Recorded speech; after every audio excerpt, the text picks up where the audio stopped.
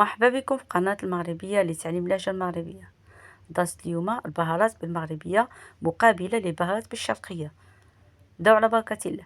السانوج يعني بالشرقي حبة بركة، الزلجلان السمسم، حب رشاد الثوفاء، الحباق الريحان، الكبار الشفلوح، القرفة الدراسين، حبة حلاوة الشمر، النافع اليانسون، الزعتر البلدي السوبع، الخلاء الردة، مردوش المرداقوش، المسكة الحرة المستيكة، السلمية الميرامية، حنا كنقولو ميرامية، السلمية ميرامية، الخرقوم الكركم، ورقة سيدنا موسى ورقة الغار، الزعفران الشعرة الجادي والشعر، أوراق البسباس الشبت، الخزامة اللافندر، الجوزة جوزة الطيب.